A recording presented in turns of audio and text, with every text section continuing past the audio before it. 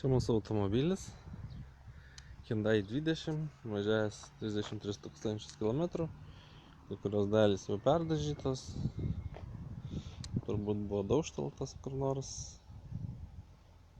Ir aš dabar pabandysiu šiek tiek pakalbėti apie tą automobilį, su kurio truputį nuvažiavom ir kurio dar teks visai nemažai pasivažinėti.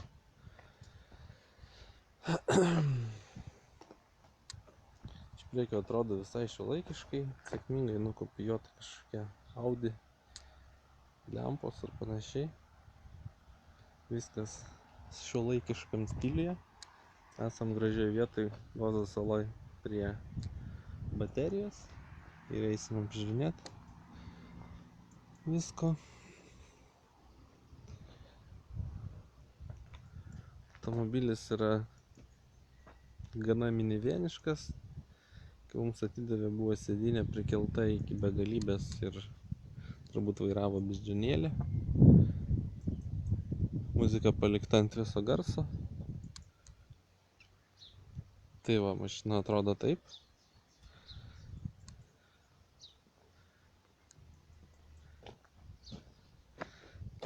Iš pradžių buvo sunku įlipti į mašiną, bet turbūt dėl to, kad aš nepratęs. O ne dėl iš kitos pusės įlipinėti, o ne dėl to, kad jinai bloga, nors atrodo keistai, va, trukdo vairas. Čia turbūt yra, kadangi 4 durų versija, nes 2 durų nėra versijos ir atstumas tarp vairo šitos vietos yra per mažas, kad galėčiau normaliai įtilpti. Kažkaip kliuvo už vairo kojos. Vairas reguliuojasi, bet vis tiek negali kažkaip patogiai atsisėsti, nes sėdynė iš pirmo žvilgsnio atrodo vokiškai kieta ir patogi, bet ilgiau važiuojant supranti, kad nėra nugarai atramos per vidurį ir pradeda darytis nepatogu. Kaip bebūtų keista, šoninis prilaikymas jaučiasi.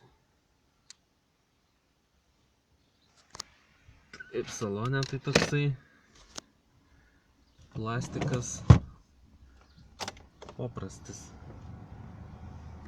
Yra tokių keistų vietų, kaip ant visų japoniškų, korėjietiškų mašinų, kur norėtum pasidėti GPS-ą ir čia negali padėti, nes jisai slysta ir viskas barška čia nesuprasi, kokia čia prasmė šitos vietos ir čia linguoja ir kokia čia forma šito reikalo. Toks kvadratinis kompiuteriukas, bet įdėtas į kažkokią lašo formą. Tai kažkaip absurdiškai atrodo. Vidutinės sąnaudos mums gavosi 7 litrai. Bet nebuvo mums jokių greitkelių, praktiškai laik važinėjom mieste.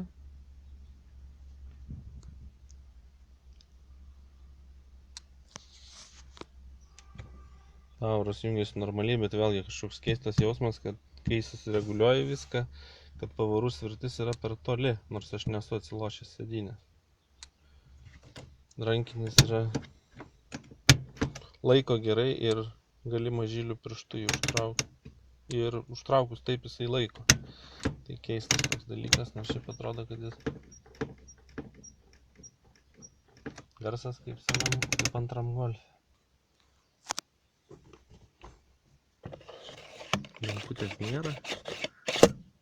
O, aš matausi.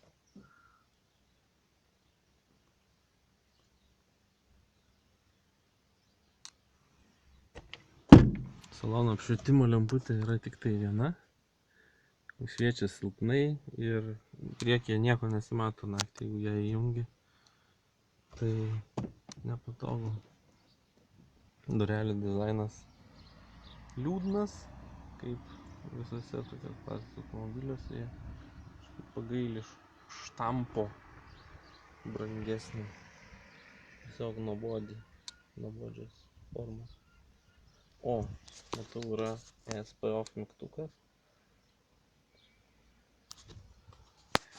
Gale dar nesėdėjau, bet pabandysiu atsisėsti pats už savęs. Darysiu kitam failė nuotrauką.